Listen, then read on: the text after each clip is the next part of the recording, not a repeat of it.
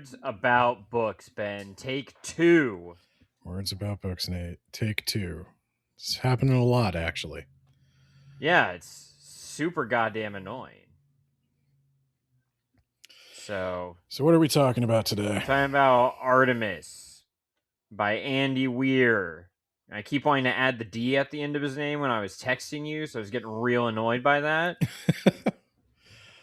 You're going to have to insert some jokes about the crab that poops out of his own mouth or eats through his butthole from Project Hail Mary, because we lost really, all the audio. It was gold. It was most of your intro. Yeah.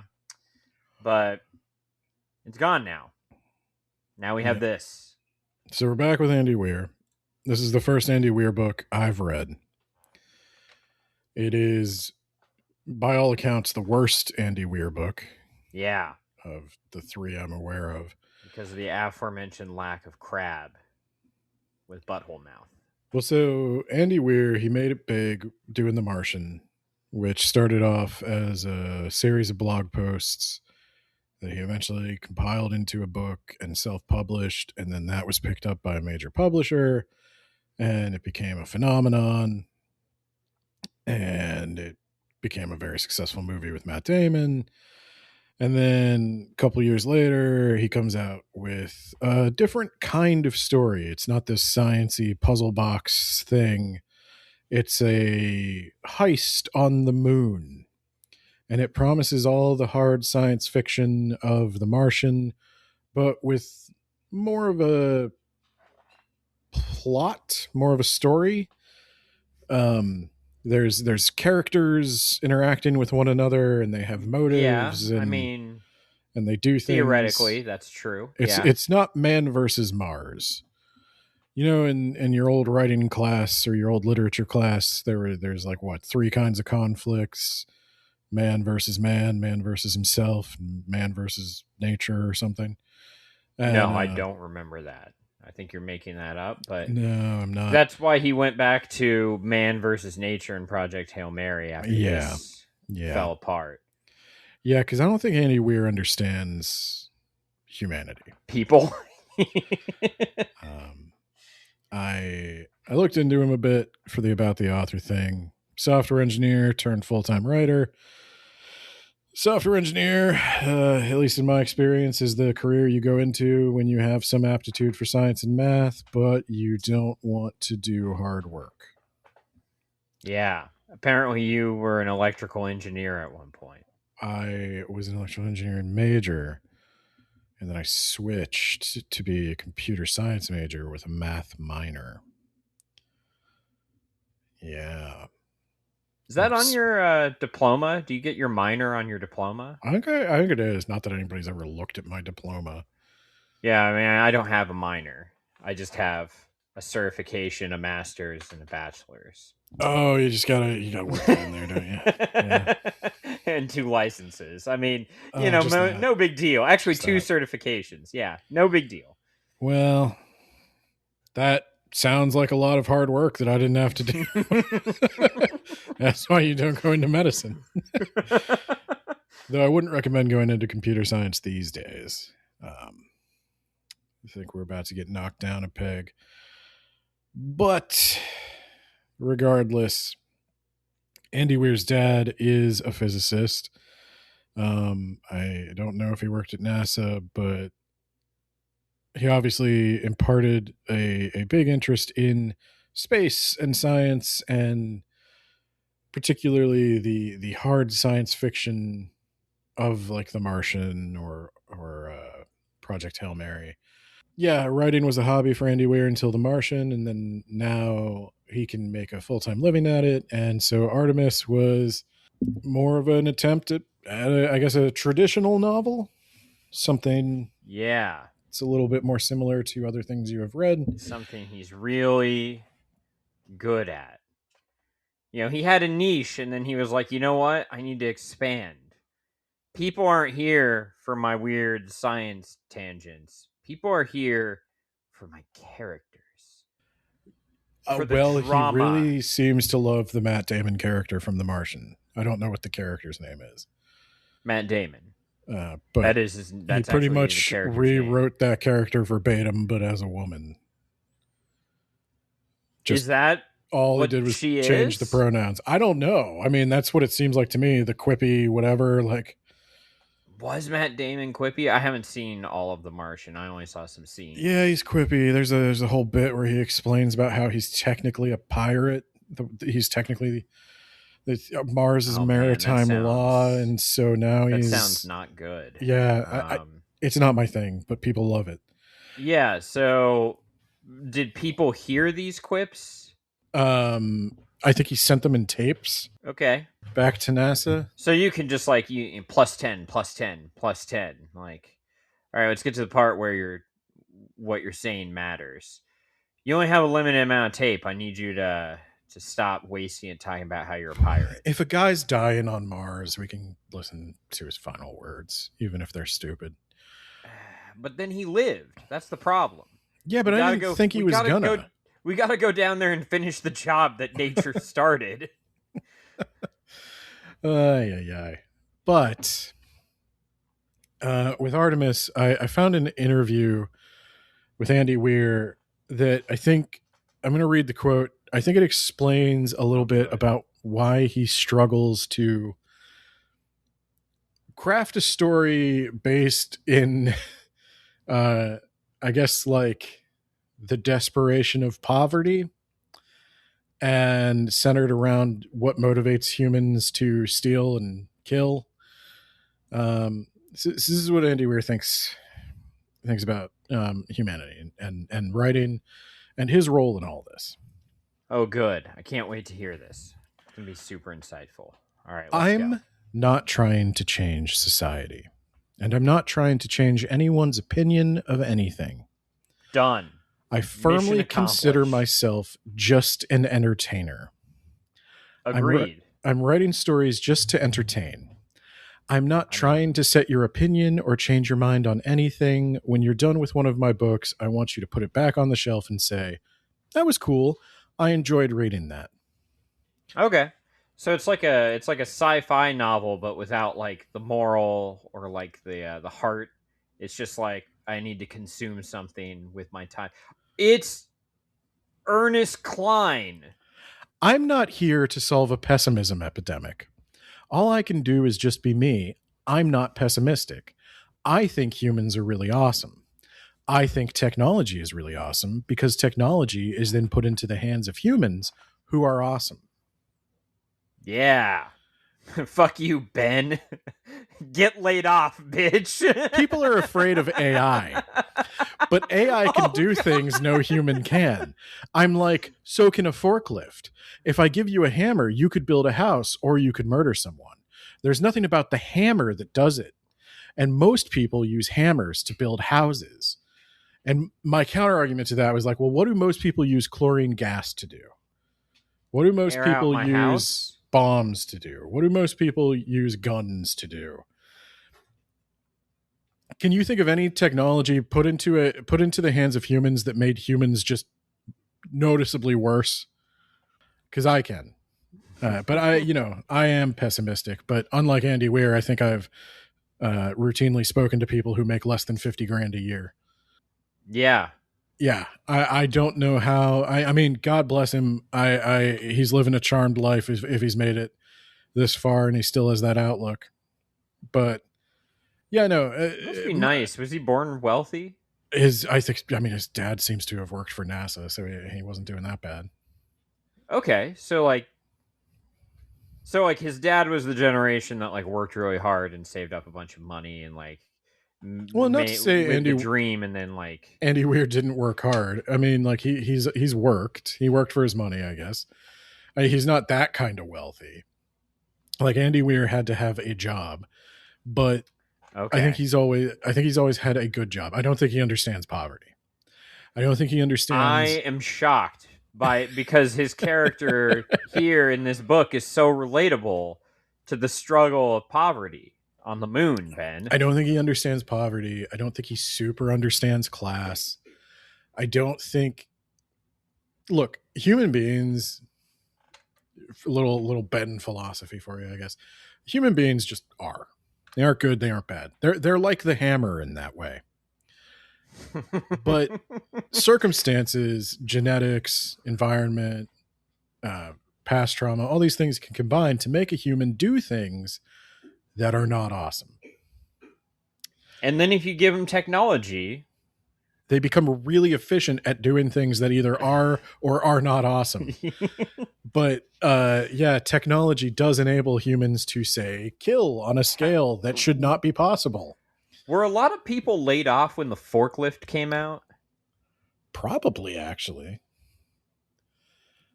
I'm I mean, kind the of curious Industrial now. Revolution, you got the Luddites burning down factories and stuff because you basically destroyed craftsmen. Yeah, it would be a shame if that happened again with data centers. People should definitely not do that. They're just the data centers are destroying themselves. Half of them haven't gotten built. I think Texas, of all states, finally put a moratorium on data centers Yep. after the order for data centers became the proposed power that they needed to draw was like 4 times the amount of the entire continental United States today. Um, We just need to build more infrastructure. Joe Biden was right, Ben. I've said this a million times and I'm not going to get into it again. But my thing with the data centers is, let's say they get built. And then what happens 5 years from now We when have an AI utopia. when Nvidia comes out with chips that can do the same thing? Like, already Nvidia has come out with like a $4,000 desktop that can run some pretty high-end models.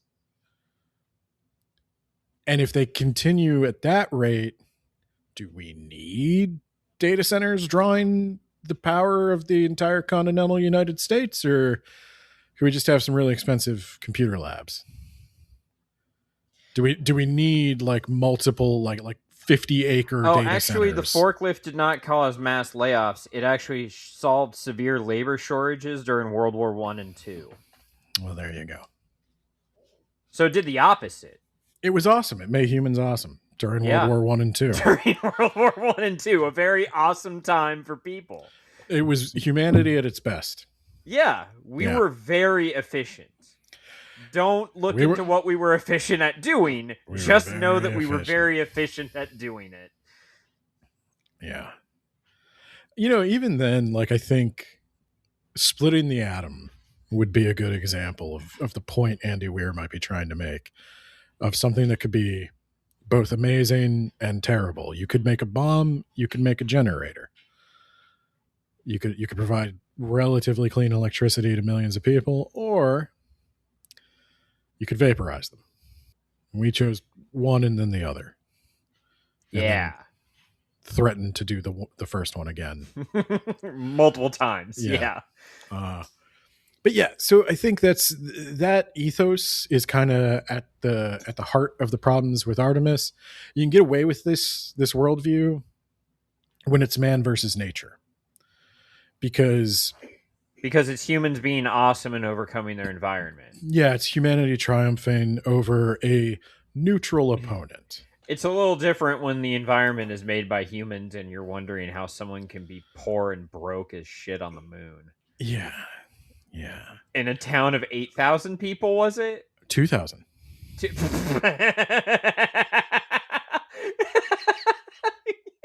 Okay. Yeah. It's So she's on bedrock. There's no one poorer than her on the moon. correct. Well, that's the thing. I don't know. Do you want to jump into it and we could talk about some of the problems as they sort of surface? Yeah, let's do it. She's the bottom 0.05%, Ben. So, who is our main character? Jazz. Short for Jasmine. Yes. She is. It starts the book where she has a problem with her her suit, her EVA suit. She's out on the moon. She's doing a test because she wants to join the EVA guild so she can give tours to rich people who come up to the moon to look around outside of the domed city of Artemis. but her suit malfunctions because she got a cheap suit, which is a thing that exists, Ben, and you can purchase. And she correctly diagnoses the problem and gets herself to safety, but fails the test because of her suit, Ben. And because of that, she is forced to continue her lowly job of DoorDash runner. Yeah, so Andy Weir is trying to establish a world, but right off the bat, stuff isn't gelling together. So we have Artemis, the city on the moon. The Artemis, domes look like boobs, Ben. What? She's not a poet. That's what they look like. Ha ha ha ha ha ha ha ha. you gotta let me deal with the first problem before we can deal with the second problem. Okay. Okay, so Artemis is a city on the moon. Now, my understanding is it is more or less a global effort. Like many countries were involved in the construction of Artemis. No one nation owns it. But there is one that towered above the rest because it was sitting on the equator. Kenya? Kenya? Um, and is it Ben, I was listening to the audiobook. I wasn't sure if the pronunciation was off, or no, if my hearing was off. Is it KFC? I think it was. 'Cause I kept Okay. hearing that. Oh right. Yeah. Okay. Yeah, I don't know if that's supposed to be funny. I guess it's supposed to be funny, but I forget what it stands for. But essentially, in Andy Weir's world, the Kenyan government in the near future decides to create a space-based economy. It is cheaper to launch closer to the equator because you can use more of the Earth's rotational momentum or whatever. And Kenya being right there had like the perfect location for launches, and they make all kinds of agreements, tax breaks or whatever. They become super friendly to space companies like SpaceX or whatever, and they all go there. Kenya gets rich. Yeah, that's how that works, right? It is every nation that has built their economy on a single industry is wealthy and remains wealthy I indefinitely. was just thinking of Sierra Leone from the last book we read about how the government there still kind of been ransacked. Most of the wealth is held by corporations from the Western world. But I yeah, was okay. thinking of Dubai desperately trying to convince people that What's wrong with Dubai, Ben? a They've got lot. those islands. They've got Yeah. that well they canceled the line. That was them, right? Or was that Saudi Arabia? I thought that was Dubai. Dubai cancels almost every. They come up with a What? new What? monument project and What? cancel it. Say it ain't so, Ben. Yeah. Um, But Andrew Tate said it was so cool, and Mr. Beast went there. well, that's the thing. It is if you want to live like Andrew Tate and Mr. Beast, I think Dubai is a paradise for you. Like if that's who they're marketing to. They're saying, look, what a good time Andrew Tate is having here. If you like Andrew Tate, come to Dubai.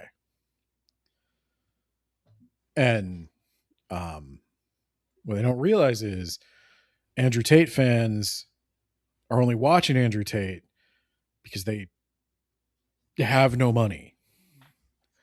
If they could had also be a DoorDash runner on the moon. if they had anything going for them in their lives, they wouldn't be watching Andrew Tate. Like people who have a lot of money and stuff going on don't look for life coaching. That's the thing there. But regardless, that's what happened. And so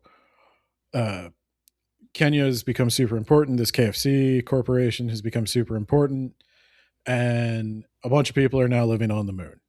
The moon's economy is mostly mining, a little bit of tourism, and there's really no other industry on the moon, which is one of the problems with lunar exploration. It's funny because they're so close to getting it, some of these billionaires, when they say, like, we should go to the moon just because it's a good thing to do to go to the moon. It's there. It doesn't matter that there's no profit. It's there. We should conquer it. And it's like, yeah, if you could apply that same logic to cancer for 5 seconds, I think you would understand why no one likes you.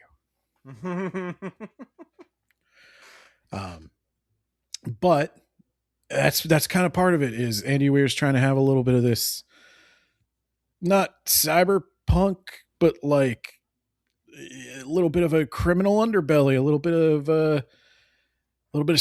well, I can't say cynicism because he's criminal not underbelly, more like a criminal underbelly button. It's one person. Well, I don't want to say cynicism. I don't want to say, but there's just a little bit of like, crime on the moon is treated like somebody stealing pens from the office supply cabinet. It's just one of those like harmless things, like, oh, you're such a rogue. There's two punishments. This is kind of funny. One punishment is exile back to Earth, and the other punishment is I'm going to beat the shit out of you. Or all of us are going to get together and beat the shit out of you. They don't have jails on the moon. They're not a sovereign nation. They don't really have courts. There's just one sheriff, and he beats you up if he doesn't like you. But he's the good guy. Or a good guy. And if you don't like it, you get kicked off the moon. Now, Andy Weir is going to have to run this one by me again. Why anybody wants to be on the moon? Because it's there. Uh-huh. Where else is she going to be a door dasher? If she goes to Earth, she'll get gravity sickness. I get why she's afraid of being deported. Mad moon disease. I get why she's afraid of being deported. And her dad's a welder. Where else could he be a welder, Ben? Uh-huh. So,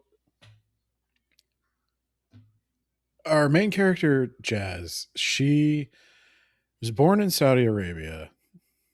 There you go. And she emigrated to the moon, or her dad emigrated to the moon. Yeah. They're still technically citizens of Saudi Arabia, but they live on the moon. Her dad is a genius welder. Yeah. Everybody's so thrilled and appreciative of his welds. I've never paid one bit of attention to welding work in my life. And I am sorry. You only really notice it when it falls apart. Yeah. I'm sorry to the metal artists of the welding community. I said right off the bat, if you're a welder, this book automatically gains 1 star, because I just imagine that you are going to feel so seen for the many, many dozens of pages that are just dedicated to explaining the intricacies and complexities of a good weld. Now, to me, the layman who does not practice the fire-bending arts of joining 2 pieces of metal together, that was kind of painfully boring. Because ultimately at the end, what we get is, yep, those welds hold.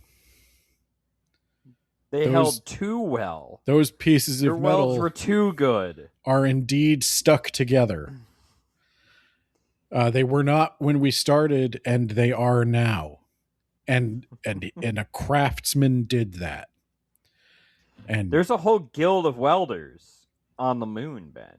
I can buy that, there's labor unions of welders here. That's fine. It's a job that needs doing, and people want to Yeah, protect we've the got welder, we got EVA tourist, we've got aluminum harvester, and we've got solo cop and DoorDash driver. well, there's at least one bartender. That's true. Don't forget about the lunar prostitution business. How could I forget? I don't know, because it keeps coming up for no reason. Some reason.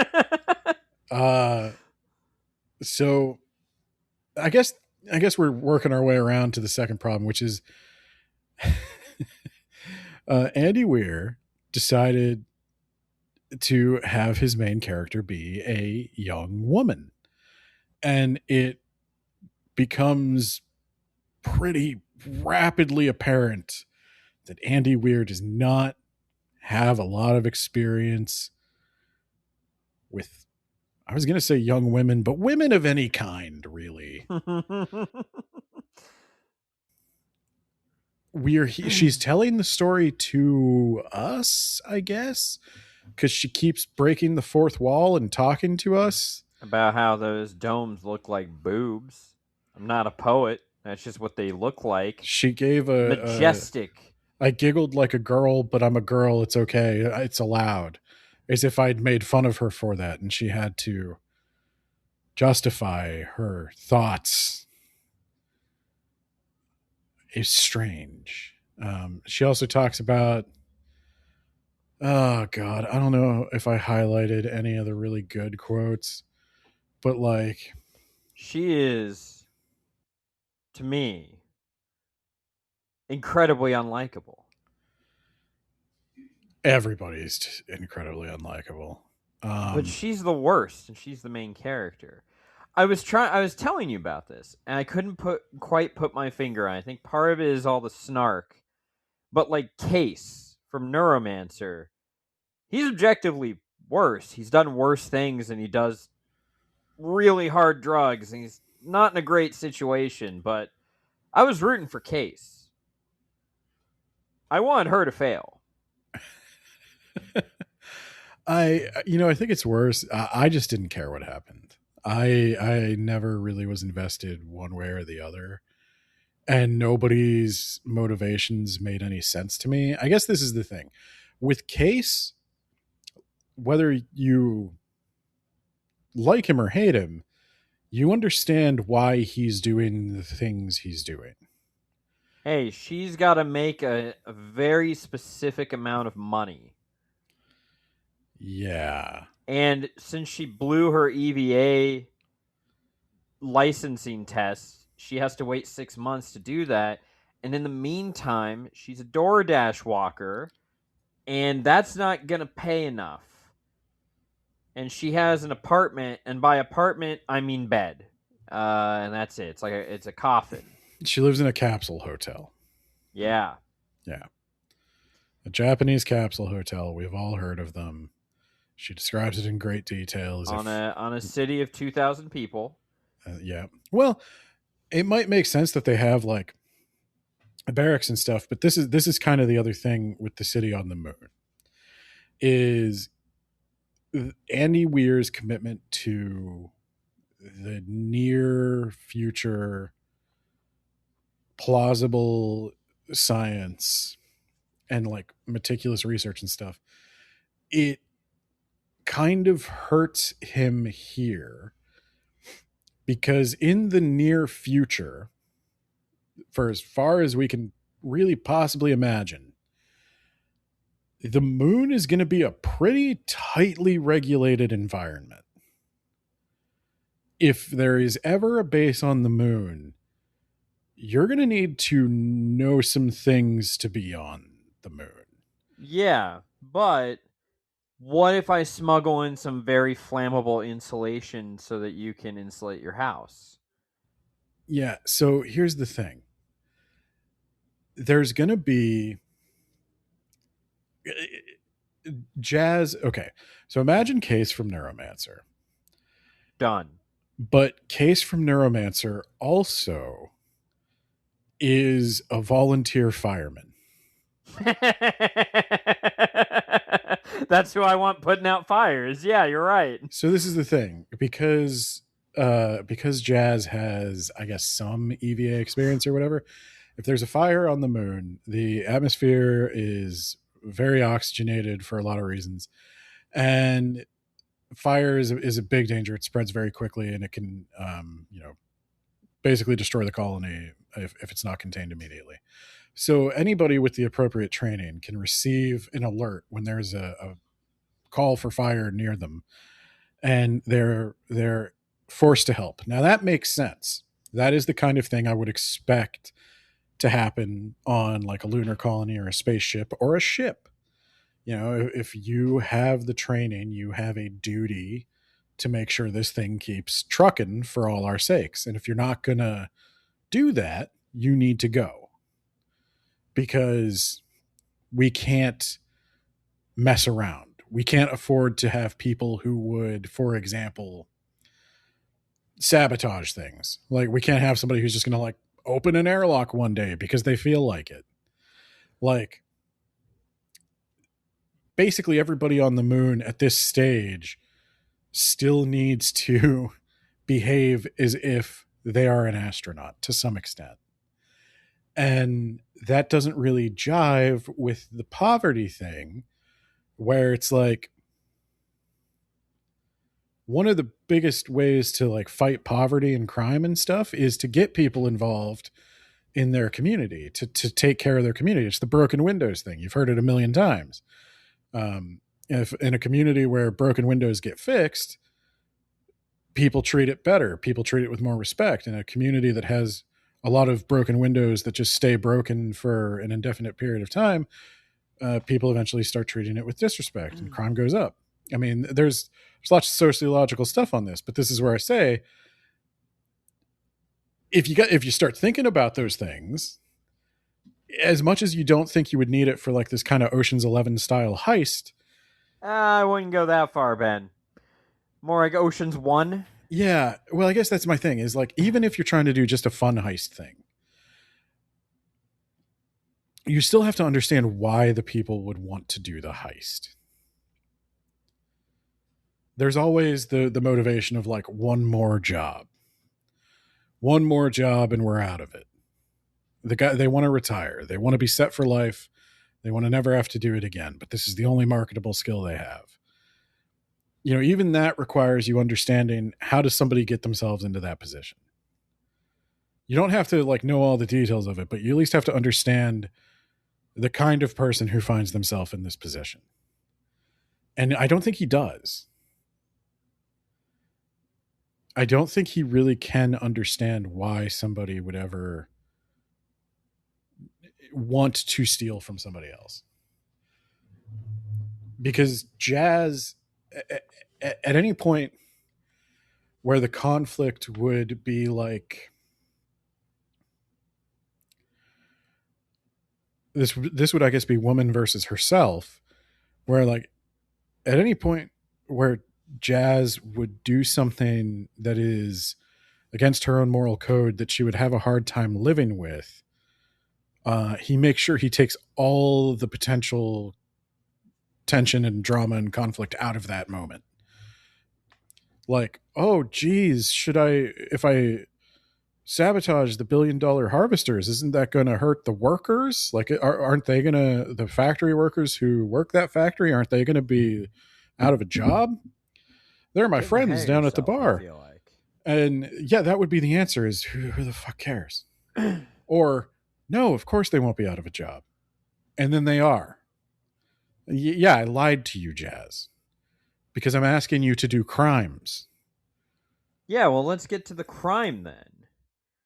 So, she smuggles in contraband, like very flammable insulation, and in this case, cigars. Dominican cigars, Ben, not Cuban cigars. Cuban cigars are for pussies. Dominican cigars are where it's at.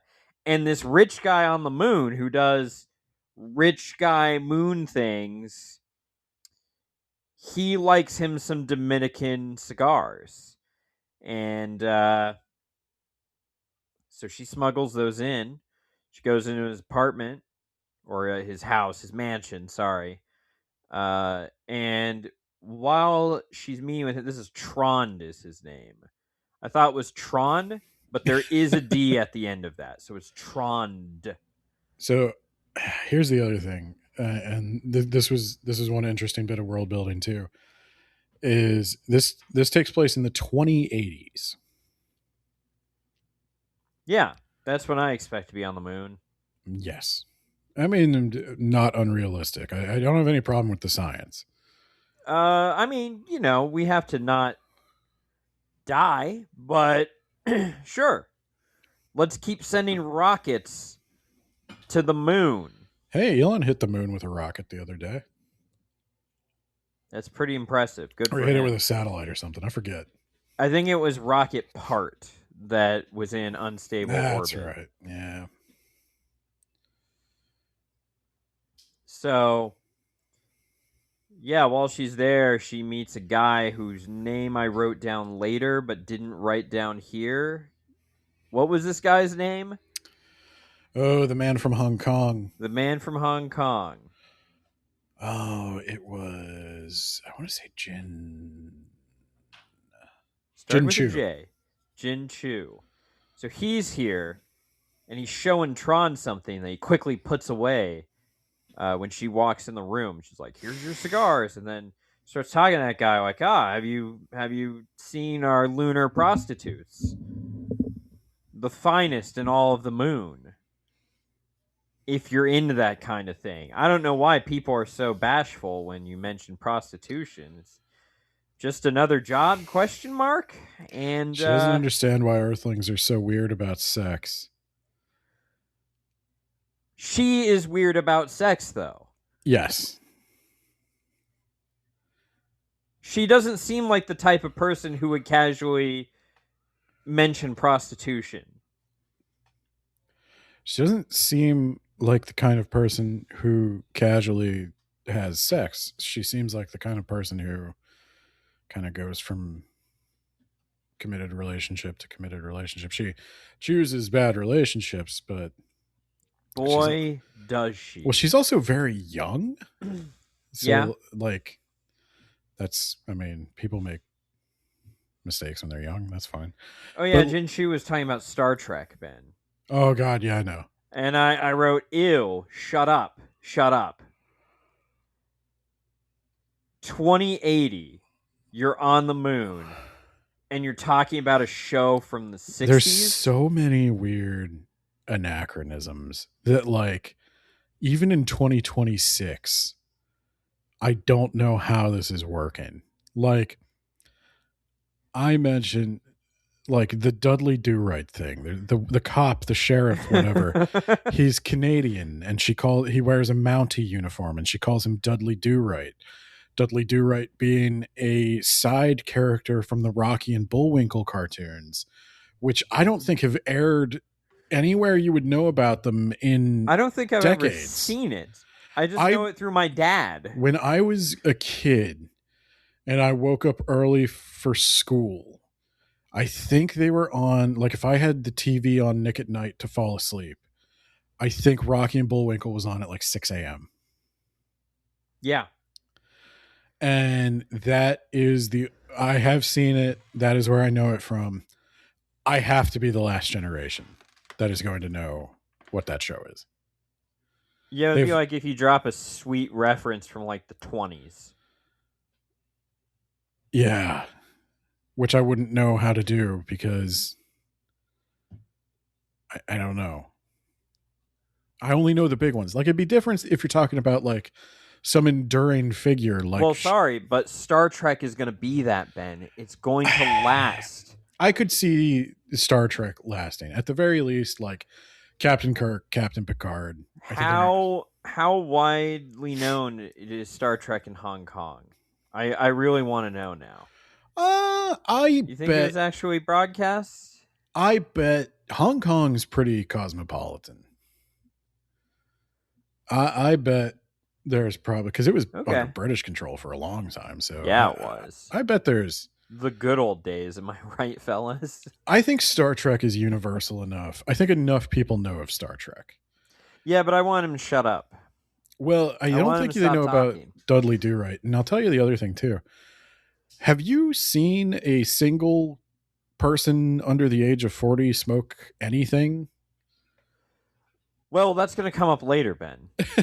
It's going to be Well, you were super talking about the important. cigars and stuff, but like, Yeah, later on. Okay, so in a flashback, she accidentally burns down her father's shop because they would decide to smoke weed in his shop. And I was like, why are you smoking? I don't know if I've ever seen anyone actually smoke it. I guess the old water pipe, right?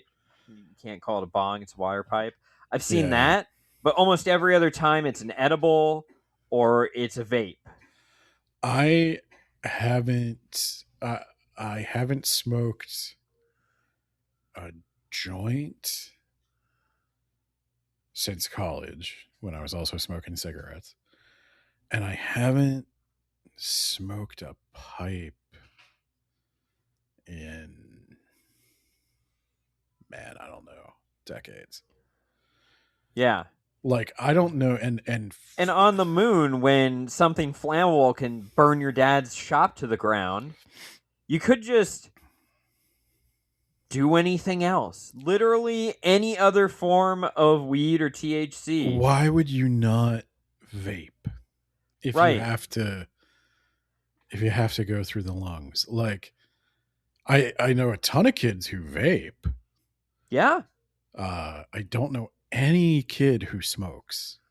I don't know any kid who even would know how to smoke. Like there is a little bit of an art to not coughing your lungs up when you smoke. And it's not quite the same with a vape. With a vape, you can just kind of inhale like a straw. You can kind of do that with the bong or the hookah as well. Um, but yeah, I don't know. Like I don't know kids. I don't know too many kids who know how to smoke a cigar either. Yeah, you have to like cut it. You have to cut it. You don't inhale. Um, Oh yeah, there is a weird technique for getting it in you. And it's not just a cuz that will make you sick. yes. Yeah. Yeah. And No, I you can tell I've never smoked a cigar. well, this is my thing. Trond Landvig in 2080 is going to be like your great grandchild. Like, even though he's an old guy in 2080, that's still like, think about the world he grew up in. It Right. doesn't have a lot of Dominican cigars, probably. I don't know too many Norwegian teens who are smoking Dominican cigars, but I don't know. It's one of those things where there might be, and it could be a weird quirk of Trond Landvig that he likes Dominican cigars, but that's an opportunity for world building. Like the drugs people do are highly dependent on their environment. And you probably wouldn't do one that involves flammable material if you're in a place that will burn down. You're going to do something that why would you even risk smuggling it in? Right. Why not synthesize a recreational drug out of what you have that you can legally get? Well, because then she can't smuggle it in and make money. They do this thing where every few chapters there's a flashback to her writing a letter to her friend in Kenya, and I thought that was really lazy.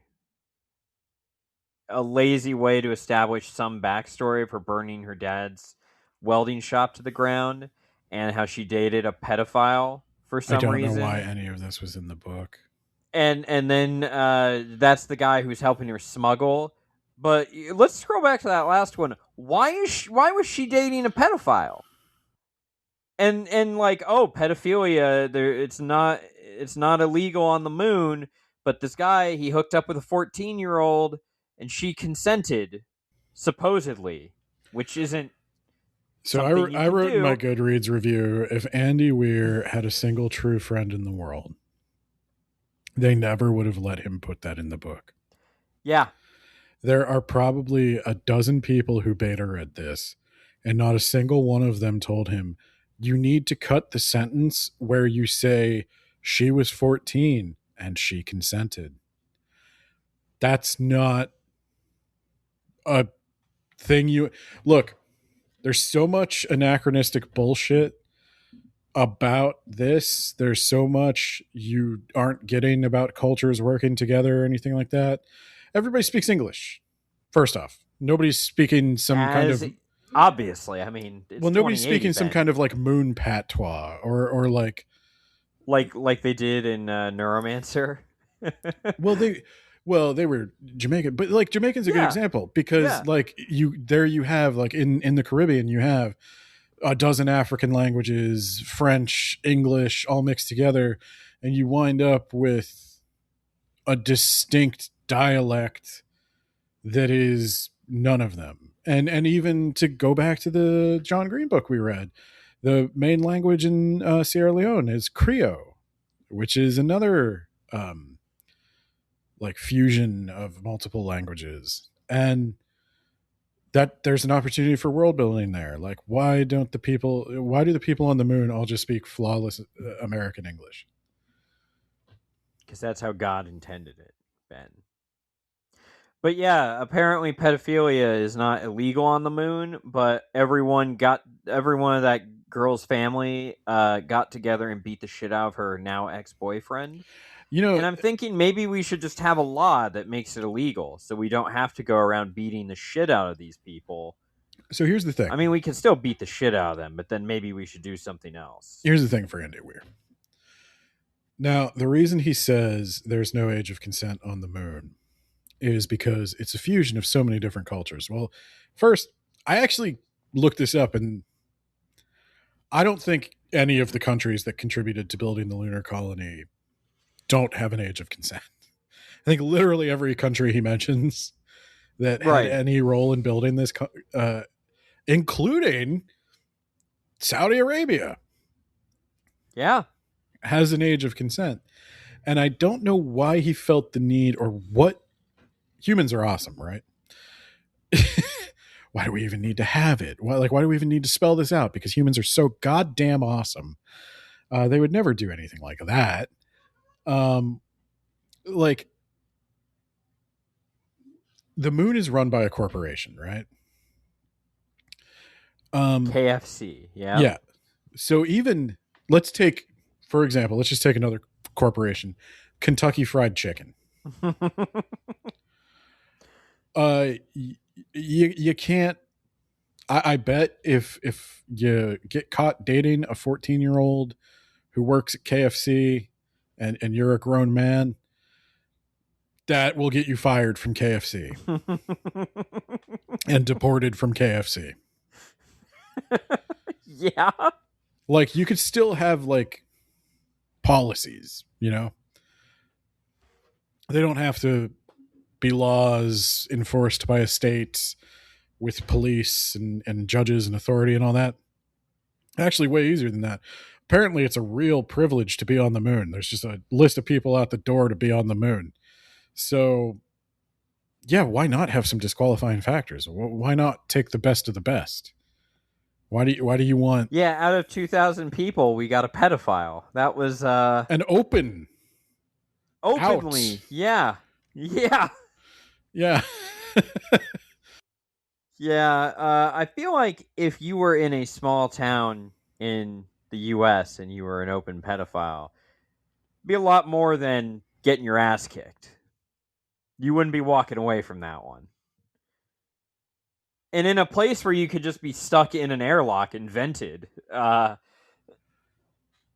You have to think, when you read something like that, you have to think, what was going through their head when they wrote this?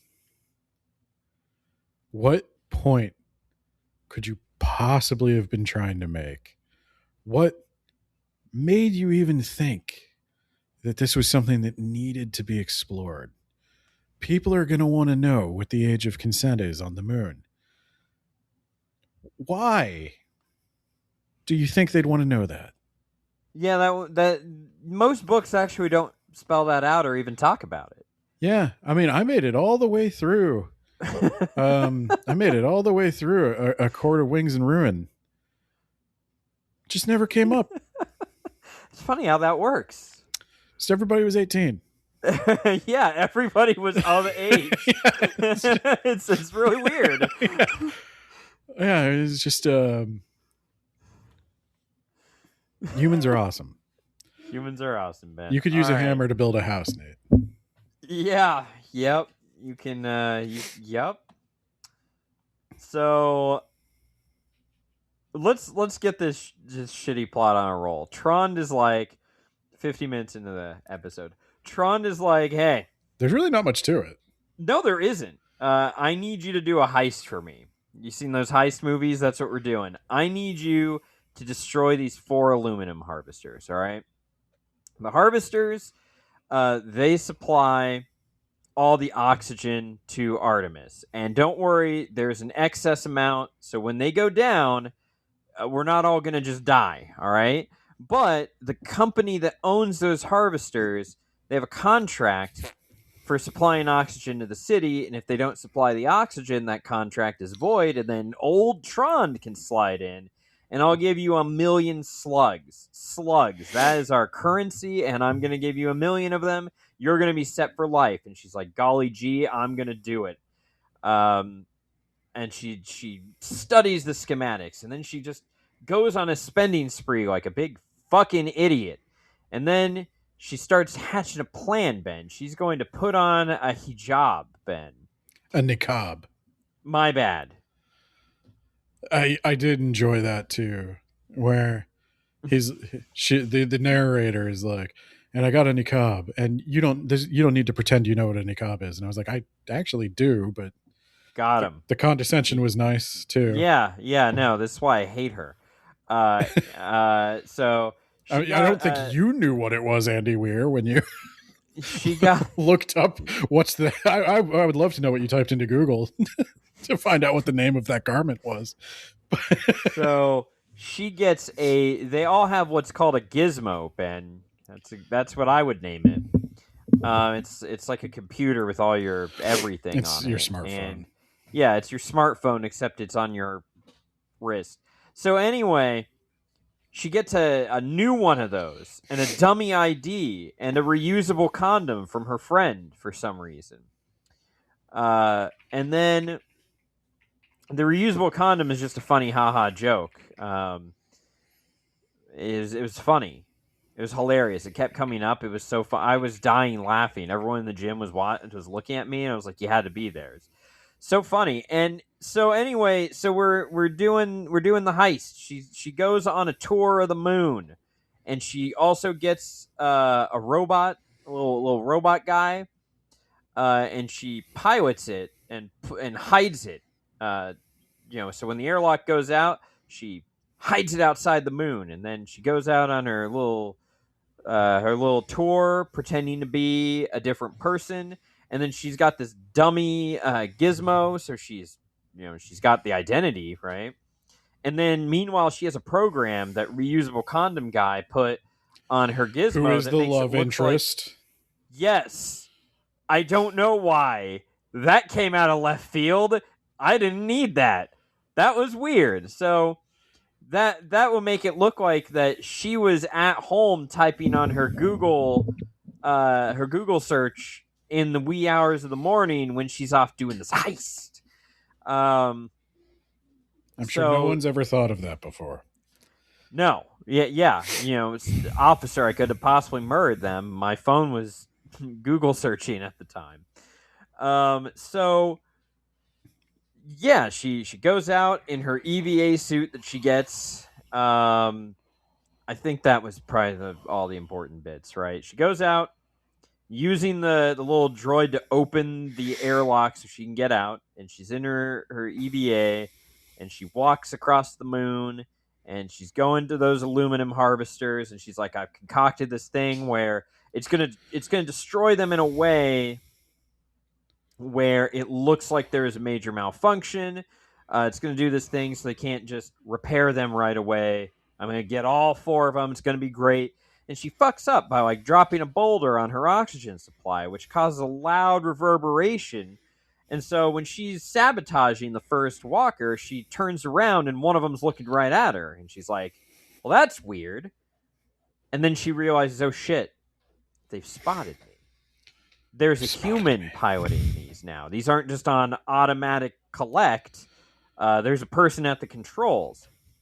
So she's like, I gotta, that oxygen tank explosion, that kind of that gave me away. So I'm going to sabotage these other ones real quick. No subtlety. I'm gonna blow them up. And hey, that one just tried to smack me. They're trying to kill me. Those assholes. I can't believe they'd try to kill me for destroying their $1 billion equipment. What the hell, man? Well, and they're protecting their.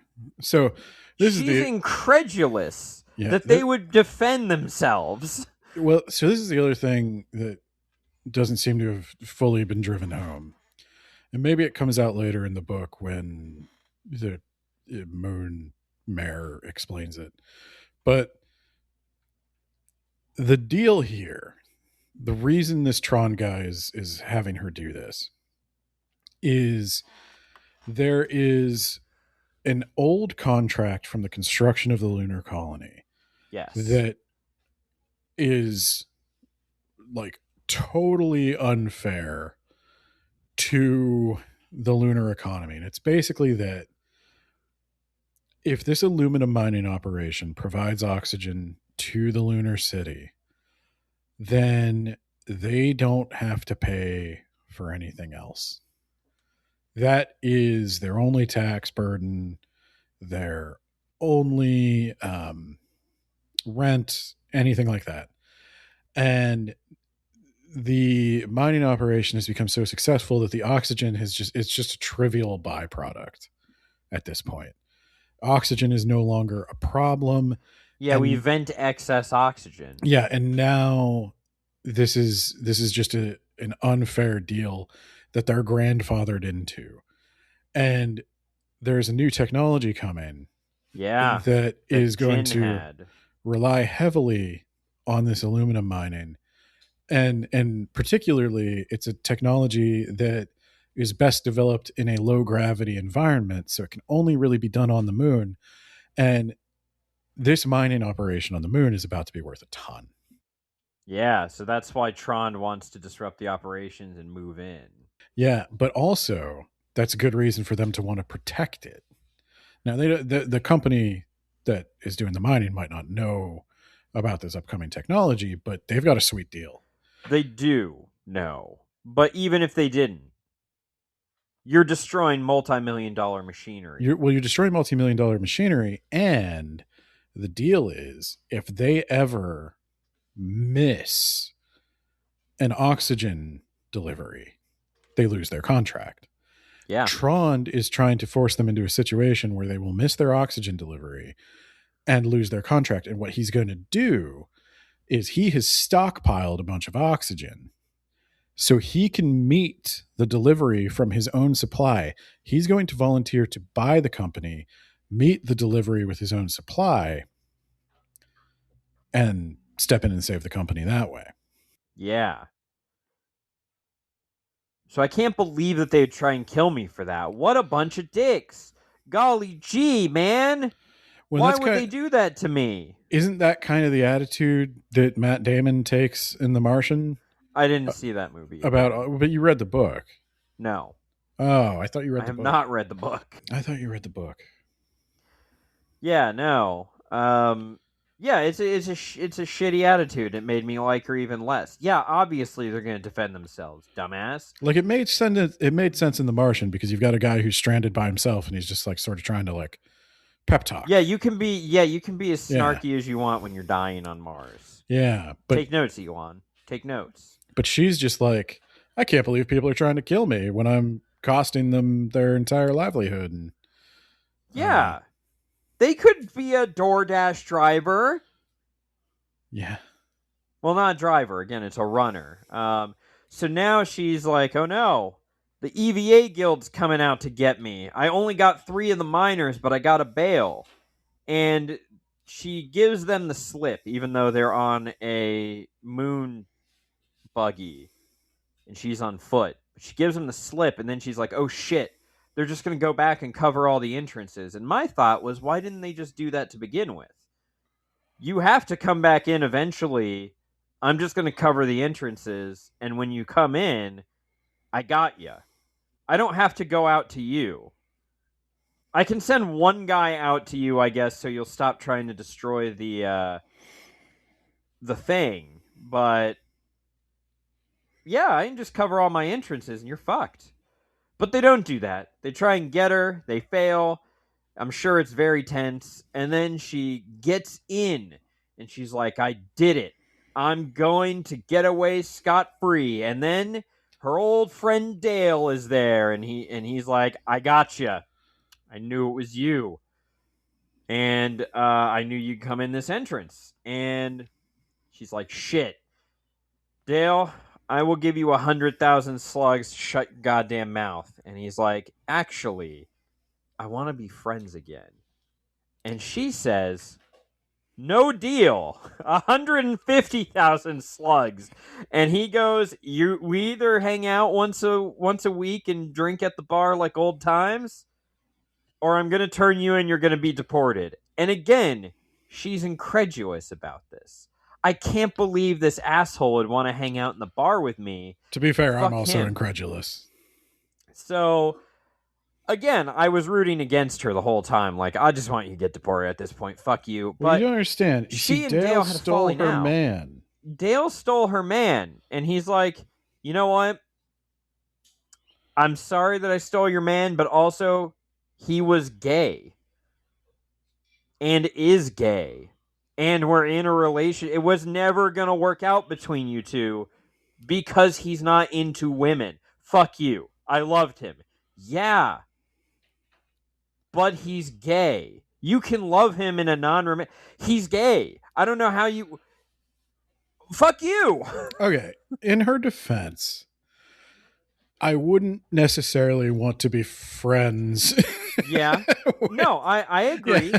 I mean, also wouldn't want to be friends. But if the option is you deport me and I die a broke bastard on Earth, or I just hang out with you once a week at the bar, I guess I'm gonna have to suck it up.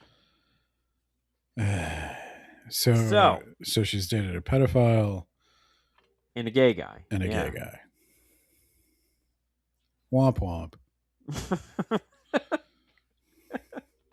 Maybe it'll work out better with reusable condom guy. Yeah. We haven't even covered that subplot, but it's surprisingly important. There's a man who can help her with some. I think he's the guy that comes up with the phone plan. That he comes up with the mystery phone that's going to work while she's not there. Yes. And in exchange for that, he has also invented a reusable condom, which I think they already have those. And I think those exist. I don't want to get too much into it. And I don't know why Andy Weir wanted to get super into it. Because it was funny, Ben. It was hilarious. It was a riot. Every time he brought up the reusable condom, I went, ha ha, hee hee. Okay. Let me ask you a question. Can I ask you another world building question? Okay. So when you're on the moon, he specifically mentions that there's no radiation shielding, or there's some radiation shielding, but I feel like I want some more than just some. You still get a little too much radiation, and a fetus does not develop correctly in the low gravity. So anyone on the moon who gets pregnant has to leave. Would not everybody be required to take some kind of Yeah. Both men and women, I think, would be required to take some kind of contraceptive pill. Yeah. So why would we anyone need a condom? For STDs, I guess, from the many the moon syphilis. Well, yeah, I guess that was my question. Is like the whole plot revolves around a reusable condom because, ew, that's gross. But like, yeah. But like, ooh, that's gross, isn't that? And it's weird that he invented it. He's some weird kind of Sheldon Cooper bazinga moron. But like, I don't. Again, you had an opportunity to do a world building thing about the nature of like the sacrifices people would have to make to live on the moon, the nature of like human relationships on the moon, the nature of having like nobody can really like the thing about colonies, right? Where it's like the first birth in a colony is a big deal because that's when like life has become sustainable in the colony. Like that's when it's more than just a campsite. Now people are from there. And the fact that there can't be births on the moon, that makes the moon inherently temporary. Everybody is just a visitor. You can't. Well, maybe things will change, Ben. Well, wouldn't that be an interesting thing to explore rather than moon pedophilia? No! We need to know the age of consent and that there is none.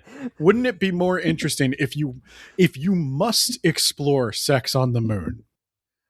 Wouldn't it be more interesting to explore those aspects of it, like people who want to have a family? That requires thought, Ben. Like somebody who wants to have a family. Prostitution and pedophilia, haha, hee. Somebody who wants to have a family on the moon. Like, you could easily imagine like one person, like one partner in the couple being like, I want to start our family, and the other person being like, oh, so we're just both going to quit our jobs and go back to Earth and do what? Well, we have this. How are we going to support this kid? And like there could be conflict and tension there, and interesting arguments about no. Okay. No. So a reusable condom's kind of the best you can do there. Yeah. Probably that's going to be the thing people are most worried about. It removes the goo and it sterilizes it. Yeah, you can put it in the dishwasher like Andy Weir's fleshlight. I mean, like your fleshlight. Yeah. Yeah. Wait, you can put those in the dishwasher? Shit, dog. I gotta go do something real quick. Well, that's my thing. So the reason there's a trade here is because he wants her to test the condom because he needs to know. Yeah. How does it feel on the receiving end? Yeah. And I know you're really good with men. Question mark. Contrary to popular belief, I don't sleep with everyone. Yeah, I know. I don't know how that became your you slept with a pedophile and a gay guy.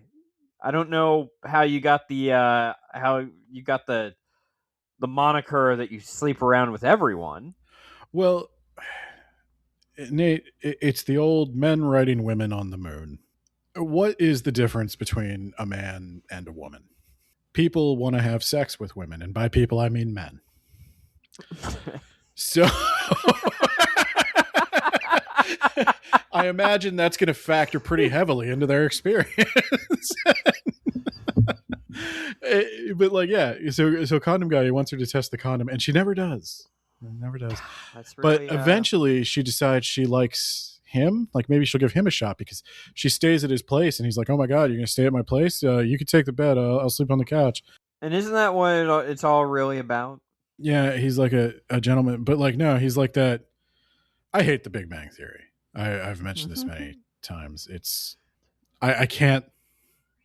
In trying to find strong enough words to express my distaste for the Big Bang Theory, I am inevitably going to say something more offensive. Bazinga. Yeah, that's fucking yeah, that's real funny. But Sheldon Cooper is perhaps like, I don't know what they're trying to represent with him, but it is the most offensive representation of whatever they're trying to represent that is possible. It's not funny. It's painfully stupid. The whole idiot savant thing he's got going on, but he also knows pop culture references that like everybody fucking knows. And oh god, I hate it. This guy reminds me of Sheldon Cooper. And then at the end, she falls in love with him because why wouldn't you? Yeah, obviously. It's like because in real life, Sheldon Cooper would just have his ass beat into the ground over and over and over and over and over and over.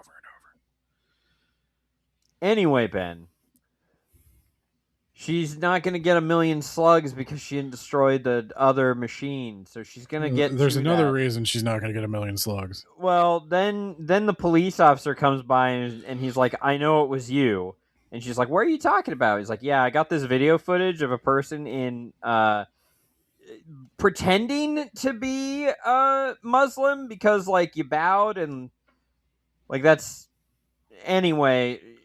Also, the person just got a gizmo the other day, and also it's been deactivated.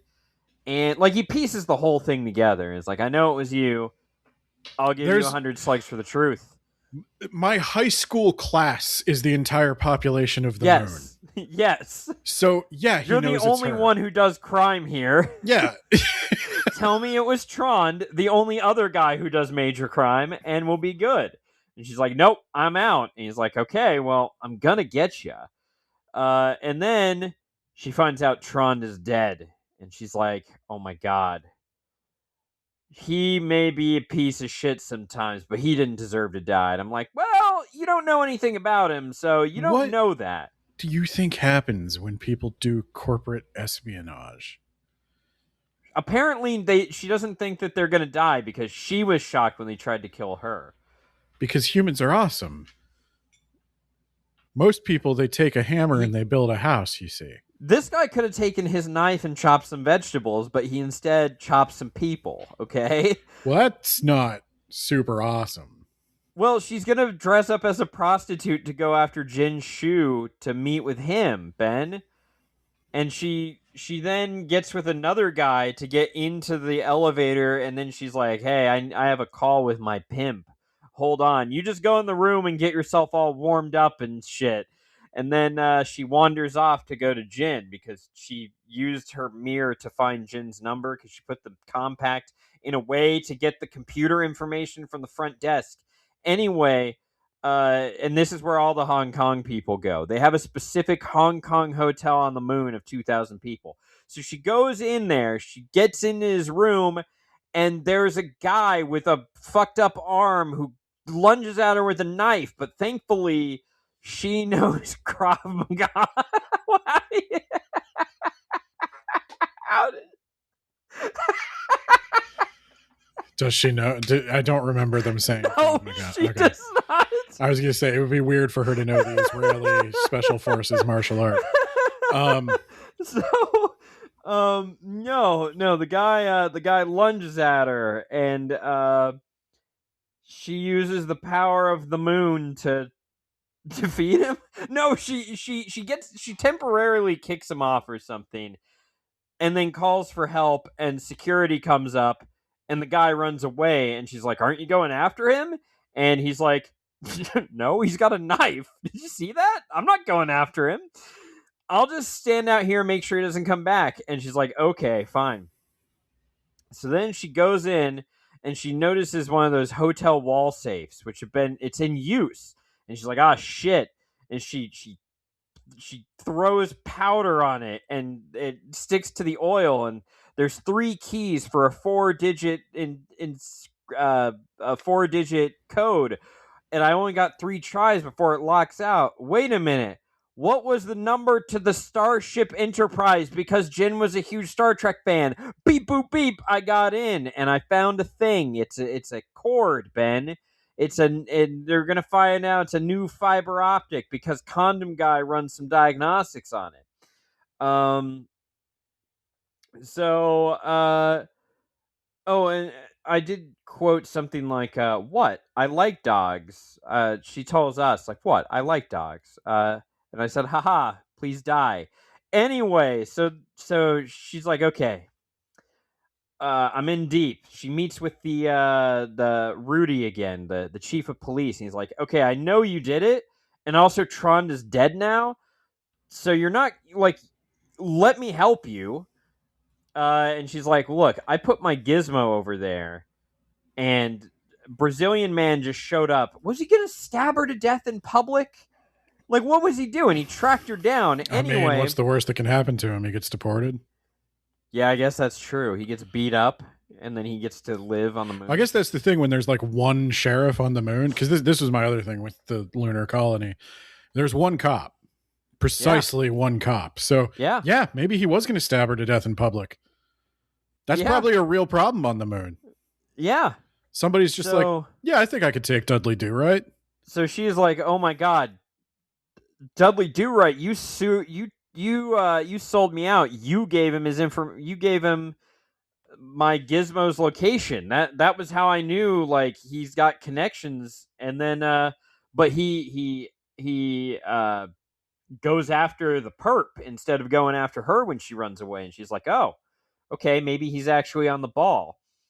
So who else could it have been? Could it have been the administrator who we briefly met earlier, but I didn't mention in my recap because I'm speed running this. Anyway, Jin Shu reaches out and is like, "Hey, I'm gonna offer you protection.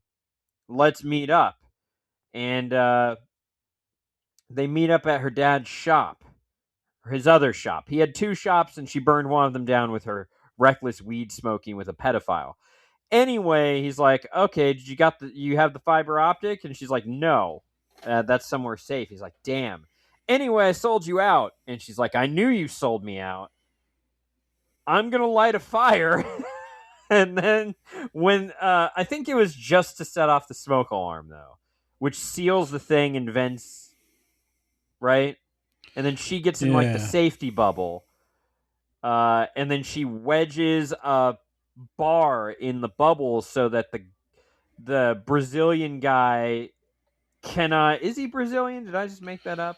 The assassin can't get after her because he's got one arm and she's got two and some leverage. And so then she calls Rudy and is like, "Hey, I caught the guy." Doing your job. Yeah, and then so he's in jail, or really he's in a temporary holding cell while they think about deporting him. And she's like, "I know that she destroyed the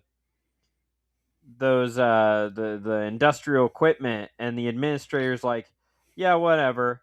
Also, everyone keeps telling her she had so much potential. She was such a good child. She could have been something more than she was.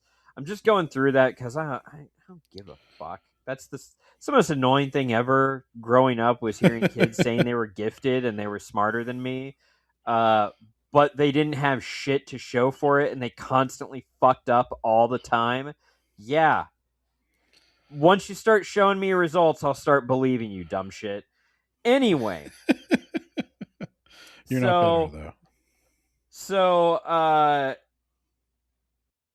yada yada yada. She goes to hang out with Condom Man, and she finds out about the fiber optic cable that has like no latency or whatever, and it can only be developed in the moon. And that's really what this is all about, because these cables can be built with some byproducts of the aluminum harvesting process, and Tron wanted in on that, and that's why Tron was killed. Um, and the cartel owned the aluminum business, and they're going to send a bunch of guys up here because they only had one enforcer on site, but they're going to send a bunch more, and they're going to lock down this whole city, and it's going to be like Chicago in the 20s, but with 2,000 people. Anyway, And if anyone fires a gun, we're all dead. well, here we go, Ben, because she's like, she goes to the administrator and is like, you're a business lady. What would the economics be of a fiber cable like this?" And she's like, "It'll be all this." And she's like, "Ah, you only mentioned things that could be used with the fiber optic cable that you shouldn't know I have, not all of the telecommunications." And then she pulls a knife on the administrator. It's like, "You sold me out." And then the administrator pulls a gun on her. And she's like, "I can't believe you pull." Again, she's incredulous. "I can't believe you pull a gun on me." "Bitch, you pulled a knife on me. Fuck you." Well, she's like, "How'd you even get a gun on the moon?" And it's like, probably the same way you got cigars. Like, it's surprisingly easy to get shit on the moon, and things are getting rapidly out of control, and we're probably going to need more than one cop here soon. And um, yeah, it is strange that like one person firing a hole through the habitat could kill everybody, and we just let people come up here, just whoever. Just willy nilly, yeah. We don't even have our customs people thoroughly check anything. We have moon prostitution. So A town of 2,000 people has moon prostitution. So she's like, yeah, immigration is the biggest economy in Artemis. But with this thing, there's actually going to be people coming up to the moon. They can't have sex without, risking a child that will send them back to Earth. But let's not think about that. That's not part of the world building, Ben. We're about to have a big economic boom No, on the she's moon. talking about we're going to have immigration on the moon, and it's like everybody could only be here temporarily. Like I guess there are people who are retiring to live on the moon, but like also, how many retirees can you support? How many non-working people can you have on the moon? How many school-age children can you have on the moon? If your habitat can only really comfortably sustain a few thousand people, and basically everyone there is doing essential labor, you don't have enough police, you don't have enough firemen, everybody's got to pitch in to get things done. Like, just how many unproductive members of society can you have, and how? Like, you got the Well, don't think tourists, about that. Stop but thinking about it. You can all do DoorDash, well, okay? your plan is that You can all do DoorDash. immigration is going to save the moon because it's going to generate all these new taxes, and there's going to be all these new people wanting to come, and we're going And to. then she's planning for an eventual bust. Yeah. Yeah, well, it's like that bust is going to come like 10 years, not 100. Like, most people who are planning for an eventual economic bust don't plan on being around for it, which is why we really need to start electing people that have longer to live. Yeah, that'd be nice. You gotta go get rid of that final harvester so that contract is void. Otherwise, we're fucked. The cartel's gonna come down here, they're gonna lock everything down, and we can't just turn them away. No, no, no, no. Anyone who flies a rocket up here is allowed to come to the moon. So, you better get to work. I'm not doing anything. She's like, all right, time for the second heist. I'm gonna get my dad, Condom Man, Dale, the guy who stole my gay boyfriend, and probably some other people I can't remember or care about. We're gonna assemble this crack team. I'm gonna go destroy the furnace this time because they got that harvester locked down. But I have a plan. We're gonna go do a thing, and it's gonna involve a lot of welding, and eventually we're gonna destroy the plant. And we're going to do it. And so they do it. They go over there. And they get everyone to flee from the smelter except for the lady who does the engineer. Oh, also, Tron's crippled child is going to buy the company because she has access to all the resources. Anyway, go over there. And the engineer in charge of the smelter, runs towards it, not away from it, when the warning lights go off. And she's like, hey, dipshit, you gotta leave. She's like, who the hell are you? I'm the person who just sabotaged your smelter to explode. And Well, then that they have doesn't a seem dumb very fight. trustworthy. They have a dumb fight. And after the big dumb gravity fight, she agrees to flee. Oh, you And don't want to talk about Andy Weir's like epic feminism moment? They bitch at each other a lot too, and Dale has to come and separate them. And she says, "Now, I don't care what you've seen in movies, kids. A big man is just no match, or a big man is just too much for two little girls to handle." And it's okay that she said that a big man is too much for two women to ever handle, because Dale is going to say that he's too gay to enjoy this cat fight. Yeah. Oh, Andy.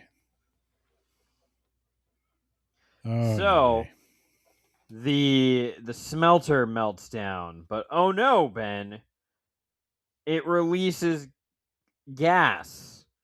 And they're like, what could it possibly release? And then the engineer's like, oh my god, it's chloroform. And they're like, oh, well, mission accomplished. You'll just knock them out for a moment and then they'll wake back up because this is a cartoon. And she's like, It's no, not a cartoon. it's not a cartoon. That will kill everyone. And they're like, oh my God, we gotta go. How are they not affected by Because the? they were outside on their own oxygen So supply. are they still on their own oxygen supply? Yeah, Okay. they're in EVA suits because they're on the surface. And they go back to the main thing and they're like, all right, we know that we can turn the oxygen supply on. We invent all this shit. It will be great. It's in Dudley Do Right's office. So they go there, and she's like, "What's going on? There's something's off about this. Something's weird about this scene. What is my brain not picking up? It turns out it was a man. The assassin has gotten free, and they have a fight, a big dumb fight in chloroform gas." Well, now have things changed? Because I was reliably informed that a big man is just always going to beat a Well, woman. he's got some chloroform in his body.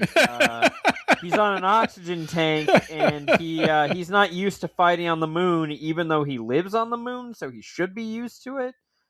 And he tries to finish the job, but she does a thing where he has to choose between, unconsciously choose between moving his hand to finish the job or moving his hand to keep the oxygen, and he fucked up and didn't keep the oxygen, so he gets chloroformed, Ben. And then she turns on the oxygen and it doesn't work. And then she's like, wait a minute. Tron has oxygen. There wasn't enough oxygen here, but I'm going to use the oxygen. I got this. So she goes to Tron, and she and Dale are trying to turn it on, and they can't turn the crank because they're inside these bubble suits. You're The giving this tourist way more EVA time than I suits. would have. Or whatever. And then she's like, man, if only we had leverage. And then she's like, wait a minute, I have a pipe in my hand from that fight earlier.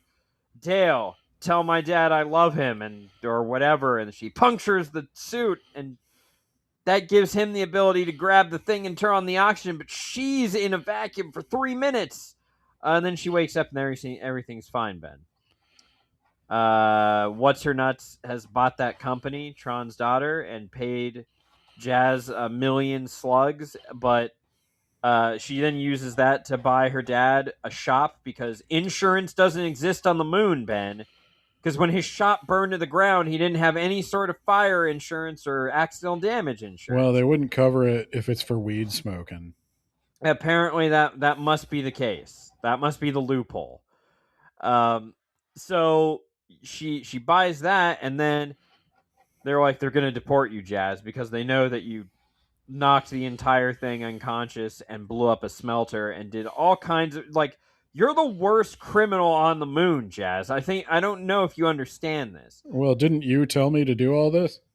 So she goes into the administrator and she's like, all right, we're going to deport you. And she's like, counter offer, don't do that because I cornered the black market by haven't. being a fair and honest businesswoman who has the lowest rates in town.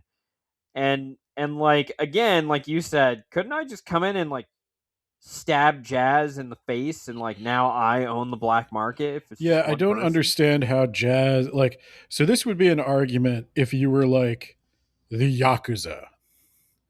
Like, this is the argument the Yakuza make. It's like, hey, you need us to keep the foreign mobs out. If you think the Yakuza are bad, wait till you see what the Chinese triads or the Russian mob are going to do in Japan. You want us. You need us. We're a necessary evil. But Jazz is just some idiot. Jazz isn't organized crime. Jazz isn't like, and it's again, I really do think Andy Weir, like, he doesn't want to think about how things get to be the way they are. Like, he doesn't want to think about humans are awesome, Ben. Okay, Humans why awesome. might because we gave them a hammer. The police tolerate the presence of a gang? It's like, well, if that gang, for example, like why does the mob say no cops, no lawyers? Why does the mob say no women, no children, no cops, no lawyers? It's like, because if we do that, if we don't go specifically after them, they won't work too hard coming after us. And they don't want to get rid of us because then something worse is going to come in that doesn't have those rules. But you still have to like have some way of maintaining your hold on the market. Jazz does not have any way of cornering the market. Her cornering the market is she has a guy who works at the shipping side on Earth who is willing to, change the labels and weights on packages to get them through. But like, this is another like little bit of world building too. It's like the one guy threatens to send the package through the scanner. Like, Yeah. how is not every package going through the scanner? Yeah, airport security can't just like not. Like, oh You're no, don't send that one through. This guy's my friend. you're living on a moon base where if anything goes wrong, you all die. And it's kind of the same thing with the airport. It's like you're on an airplane. If somebody puts something in that airplane that shouldn't be there, everybody could die. So we take it very seriously. I think we would take it even more seriously on the moon. I don't think your box of cigars is getting through. I don't think your lighter, especially your butane lighter, is getting through. Like, and how does the scanner, again, world building, thinking of the future, how does the scanner not just automatically run? Why do they even need a guy watching it? Because you can't bribe a scanner pen. That would be ridiculous. No, you'd have to think of some way to. No. That's your science puzzle solving. No. Yeah, I mean, hands. I don't know. You want a rubric? Yeah, let's rubric this piece of shit. Blogged out words about books.ninja. Oh God! All right, Ben. What do you think for content and ideas? I'm actually at a 2. I'm also at a 2. Yeah. Yeah, we focus on a lot of weird shit that doesn't matter. That doesn't service the plot. There is no plot. The plot is disable these harvesters to get this company out of a contract we don't want to be in anymore. And you're the fall guy, but you're not treated like the fall guy. It's there's an idea that there should be like crime on the moon, but nobody's motivation for doing the crimes makes any sense. I mean, Tron's motivation, I guess, makes sense. And the mayor's motivation makes sense, but the main character's motivation. She wants to make a bunch of money for her dad's shop that she burned down that he had no insurance on. Why do you need 2 shops on the moon? Of 2,000 people. Isn't one shop enough to service enough? A lot of welding. Okay. You don't understand how important a welder is. But there's also a welding guild, so he's not the only welder in town. No, presumably dozens of them. Anyway, organization, Ben. That's a 2. Yeah. Gonna give you a slight spoiler on this rubric. This is the most 2 book I've ever read. Use of language, Ben. That's a 2. You didn't like the part where the glass domes look like titties? I mean, boobies? Okay. They look like boobs. Here's where we're at. What do you think of the word boob, Ben? Good word. 2 letters, both repeated. Love it. Yeah. Spelled the same backwards as forwards. You can put it on a calculator. It's a versatile word. You can put it on a calculator. Yeah, it's a great word. Here's the thing. So our criteria for language is used correctly, the word choice is simplistic or repetitive, limited vocabulary is employed relative to its intended audience. Now, That one might actually wind up hurting Dungeon Crawler Carl too. But um, here, here's my thing with the use of language. This like I don't know what we're going for here. I guess Jazz is telling this story to me, and then occasionally she breaks the What? I fourth. like dogs. She breaks the fourth wall and talks directly to me, assuming I have thoughts and opinions that I do not have. Like assuming Wait a minute. You said you like dogs? Wait, hold on. I giggled like a girl. I'm a girl. I'm allowed. It's like, okay, yeah, I know you're a girl. You don't seem convinced, but I'm convinced. And yeah, there's a bunch of other things where she talks about like she sexualizes herself, and I just don't think any woman has ever conceptualized herself this way or has ever had an internal monologue, anything like this. And the men writing women thing, I mean, I've seen worse, but it's not good. And then you combine that with like Saturday morning cartoon level plot, the gratuitous digressions into science of welding and gas mixtures, and like anytime she walks past anything that he did some research on, he's got to let you know he did some research on it. It's like, why is the atmosphere so much oxygen? Well, because it's less internal pressure and blah blah blah blah blah. It's like that didn't have anything to do with the story. It just didn't have anything to do with the story.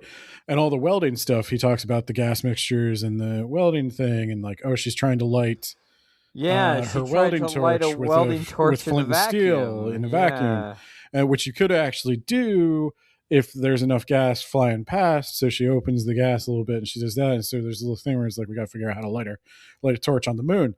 And it's like, there's just a truly staggering amount of the science that is the stuff he's known for that is totally not blended into the story at all.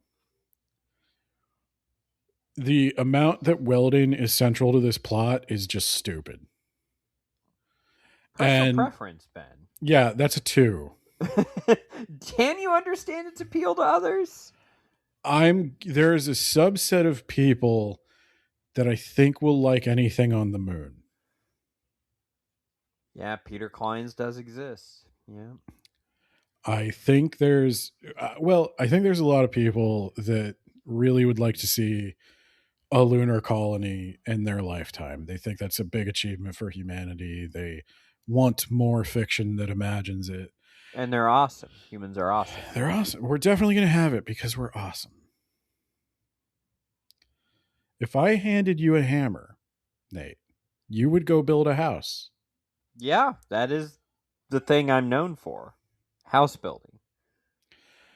You definitely know how to do it. You've only ever used your forklift for good.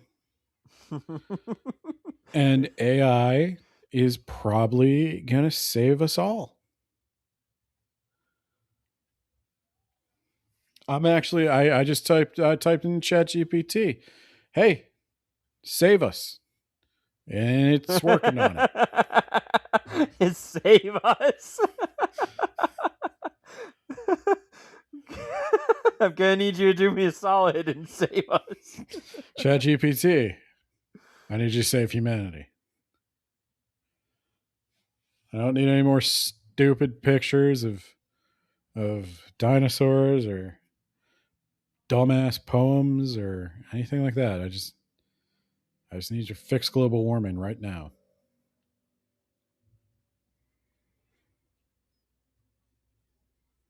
It's going to bring me to my next thing, recommendation strength, which is unsurprisingly a 2. Yeah, I think I'm also at 2s for everything. You convinced me. I wasn't so sure on the use of language, but no, you're right. Yeah. It is use of language. I think we often take it to mean like, can you spell? Like a 1 is definitely not proficient English. But I think for a 2, if you're not in any way capable of wielding language like a writer, then I think that's a 2. Like, this is just a series of disjointed thoughts you had that never were blended. I honestly feel like there was maybe a rush to get something out after The Martian. I also heard that he's been plotting some space opera trilogy or something. Ooh, why? But I think that was the thing he really wanted to work on next after The Martian, but it just wasn't gonna come out quick enough. And I'm sure he was getting a bunch of advice like, "Hey, you're trending. The algorithm loves you. Hit the iron while it's hot." It's probably good advice if you want to make this your career. I wish it was Project Hail Mary and not this. Could have been The All Martian right. 2, stuck again. Stuck again. Or this time I'm stuck I'm stuck in the atmosphere of Venus.